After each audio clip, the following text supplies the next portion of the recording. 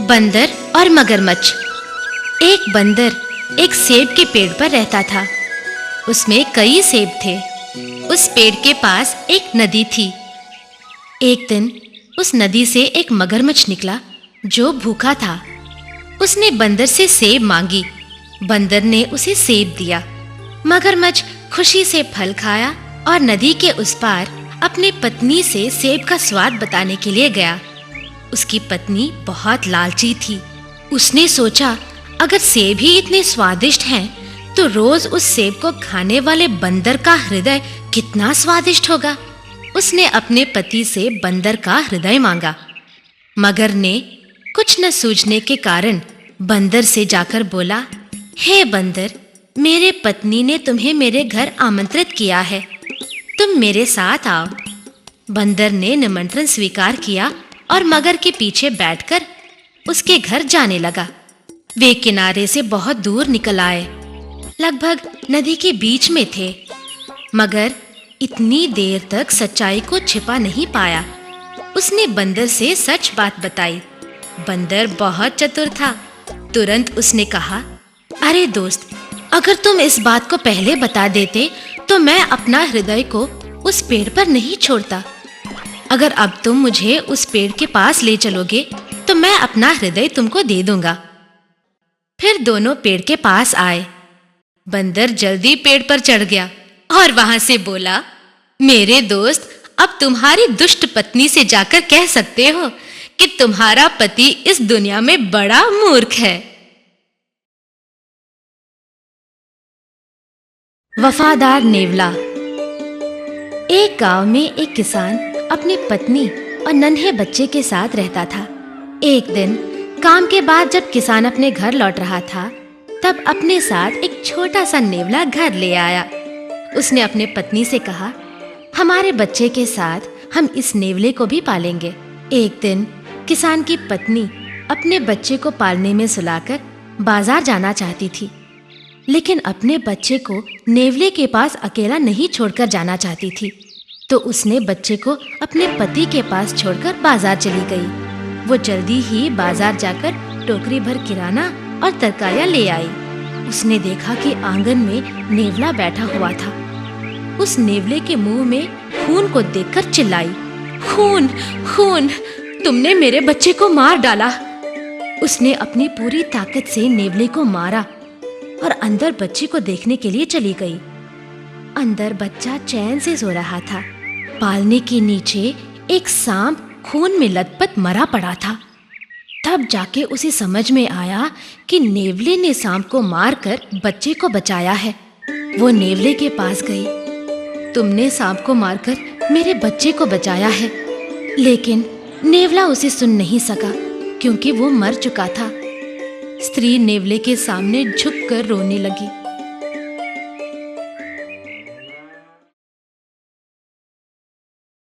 समझदार चींटी।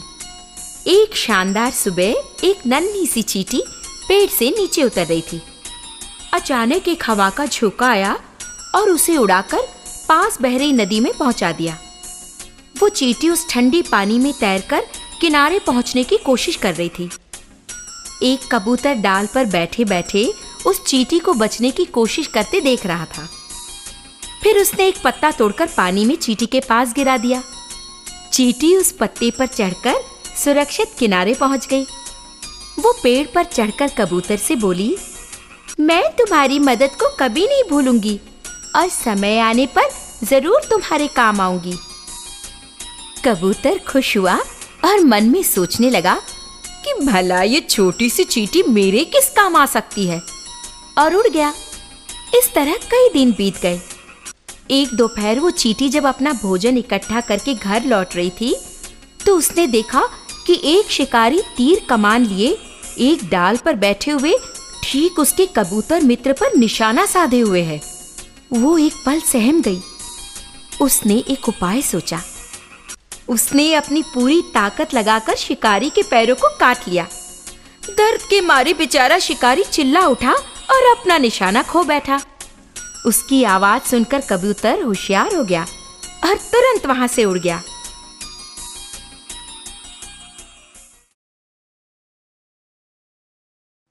तीन मछलियां। एक तालाब में तीन बड़ी मछलियां रहती थीं। एक मछली बड़ी बुद्धिमान थी और सदा सावधान रहती थी। दूसरी मछली चतुर और उपाय कुशल थी। तीसरी मछली हमेशा भाग्य पर भरोसा करती थी। एक दिन जब बुद्धिमान मछली इधर-उधर पानी में उछल रही थी, तब उसने दो मछुआरों की बातें सुनी। एक मछुआरा दूसरे से कह रहा था, इस तालाब में अच्छी मछलियां हैं। हम कल आकर इन्हें पकड़ेंगे और खूब पैसा कमाएंगे। इस बात को सुनकर बुद्धिमान मछली अन्य दो मछलियों को ये बात सुनाई और वहां से चले जाने की सलाह दी।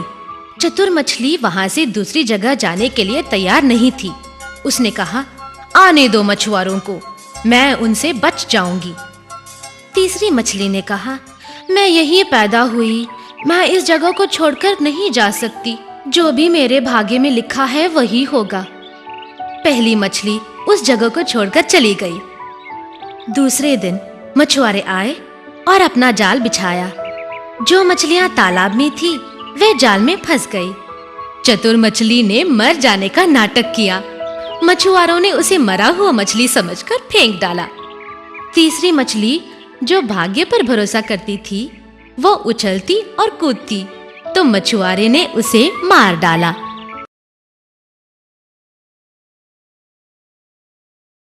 नीला सियार। एक जंगल में एक सियार रहता था। उसे रोज खाना नहीं मिलता था। वो भूख के मारे इधर-उधर जंगल में घूमने लगा। आखिर उसने शहर जाने का फैसला किया। जब वो शहर के अंदर गया, तब कुत्तों का भौंकना सुनाई दिया। उसने देखा कि कुछ कुत्ते उसके पास आ रहे थे। तुरंत वो पास वाले घर के अंदर घुस गया। वो घर एक रंगरेज का घर था। सियार एक नीले रंग भरे नांद में जा गिरा। सियार न मिलने के कारण कुत्ते वहां से चले गए। सियार अब नीला होकर नांद से बाहर आया और जंगल में चला गया। जंगल के सारे जानवर सियार को नया जंतु मानकर घबराने लगे। अब सियार को पता चला कि सभी जंतु उसे देखकर डर रहे हैं। उसने इस बात का फायदा उठाना चाहा। उसने जंगल के जानवरों को बुलाकर कहा, प्यारे दोस्तों, मुझे भगवान ने आपकी रक्षा करने के लिए भेजा है। मैं जंगल का राजा हूँ। ये सुनकर सभी जानवर खुश हो गए। रोज सभी जानवर उसकी सेवा करते थे और खाना भी देते थे। एक दिन राजा सियार अपने दरबार में बैठे थे। उसे कुछ सियारों की हूकना सुनाई पड़ी। बहुत दिनों तक उसने ऐसी आवाजें नहीं सुनी। वो बहुत खुश हो गया और अपने को राजा भूलकर वो भी हूकने लगा। तुरंत सभी जानवरों को पता चल गया कि राजा के वेश में सियार है। वे सियार को पकड़ने के लिए भागने लगे, लेकिन उससे पहले सियार वहां से भाग गया। नाव। एक मेंढक, एक चूजा, एक चूहा, एक चींटी और एक सोनपंखी टहलने निकले। वे एक छोटी नदी के पास पहुंचे। मेंढक ने कहा, चलो नदी में नहाते हैं। मेंढक पानी में कूद पड़ा, लेकिन चूजा, चूहा, चींटी और सोनपंखी ने कहा, हम तैर नहीं सकते। चूजा, चूहा, चींटी और सोनपंखी को बहुत बुरा लगा। उन्होंने सोचा कुछ करना चाहिए। चूजा जाकर एक पत्ता ले आया। चूहा जाकर अखरोट का छिलका ले आया। चींटी जाकर भूसा ले आया और सोनपंखी ने काला धागा ले आया। वे सब काम में जुट गए।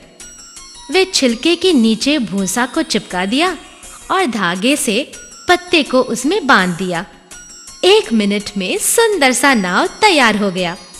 उस नाव को पानी में आगे बढ़ाया और सभी उसमें बैठकर जाने लगे। मेंढक उन्हें देखकर हंसने के लिए अपना सिर ऊपर उठाया, परंतु नाव अब बहुत दूर चला जा रहा था।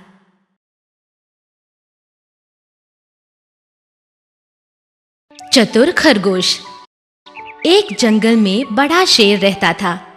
वो सभी जानवरों को मारकर खा जाता था। एक दिन जंगल के सभी जानवर एक जगह पर एकत्रित हुए और परिचर्चा करने लगे कि यदि यही हालत चलती रही तो जंगल में कोई भी जंतु नहीं बचेगा। इसलिए वे सब मिलकर शेर के पास जाकर इसके बारे में बात करनी चाहिए। अगले दिन सभी जानवर शेर के पास गए। उन्होंने राजा शेर को सारी बात सुनाई और शेर को ये बताकर राजी किए कि रोज एक एक जानवर खुद शेर के पास शिकार बनकर आएंगे। वादे के अनुसार सभी जानवर एक एक करके रोज शेर के शिकार बन जाते थे। उस दिन छोटा खरगोश शिकार बनकर जाने वाला था। वो बड़ा चतुर था। वो दुष्ट शेर को खत्म करना चाहता था। वो शेर के पास जाकर बोला, ओ महाराज, आज आपके लिए 6 जानवर भेजे गए थे, लेकिन 5 जानवरों को दूसरा शेर खा गया। शेर ने कहा, दूसरा शेर कहाँ है? मुझे दिखाओ। चतुर खरगोश उसे पास वाले कुएं के पास ले गया और शेर को कुएं के अंदर देखने को कहा। शेर ने कुएं में अपनी परछाई देखी, लेकिन वो शेर मूर्ख था। वो अपनी परछाई को दूसरा शेर समझकर कहा, तुम कौन हो? इस जंगल का राजा मेरे सिवा और कोई नहीं हो सकता। मैं तुझे मार डालूंगा। वो शेर अपनी परछाई पर झपटा और कुएं में डूबकर मर गया। कौवे और सांप। जंगल में एक बड़ा पेड़ था। कई पक्षियों ने उस पेड़ पर घोंसला बनाई। एक बड़ा सांप उस पेड़ को देखा। उसने कहा, ये पेड़ मेरे लिए अच्छा घर बनेगा। ये कहकर सांप वहां रहने लगा। एक दिन सांप ने घोंसले भर अंडे देखे।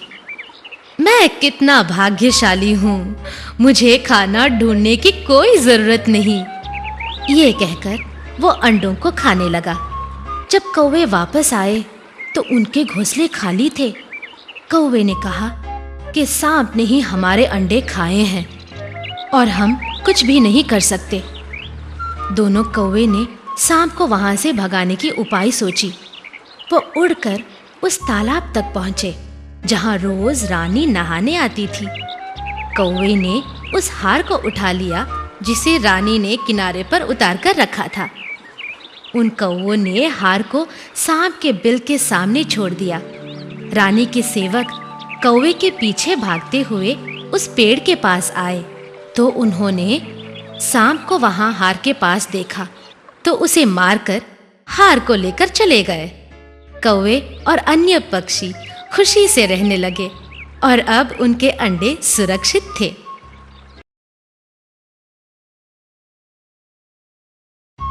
एकता की शक्ति।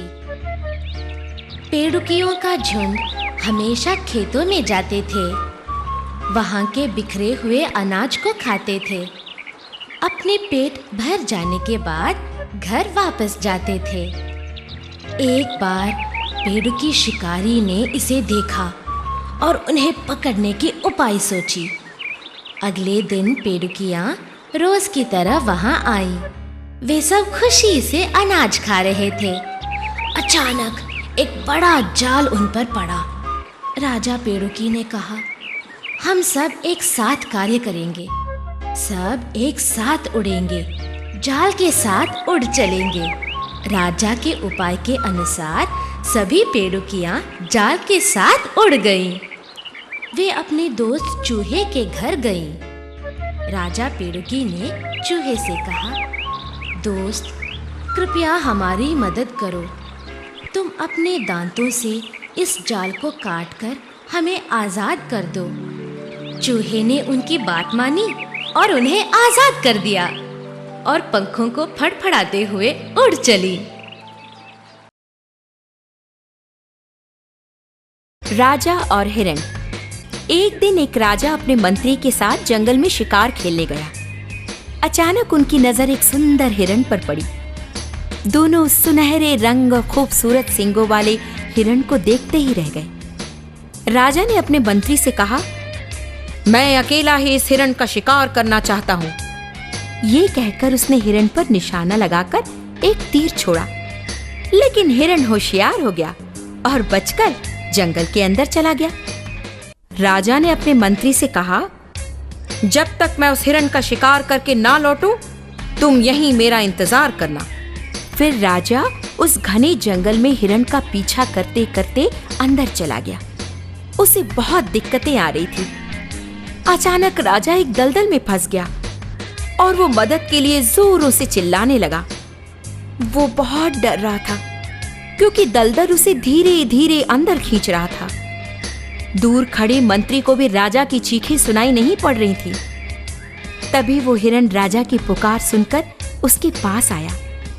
धीरे से अपने सींगों को राजा की तरफ झुकाकर बोला, महाराज, मेरे इन सींगों को पकड़ लीजिए, मैं आपको बाहर खींच लूंगा। राजा ने ठीक वैसा ही किया और ऊपर आ गया। फिर हिरण राजा को सफाई के लिए पास के एक तालाब पर ले गया और सुरक्षित राजा को उसके मंत्री तक पहुंचा दिया। उस दिन के बाद राजा कभी भी शिकार करने जंगल नहीं गया।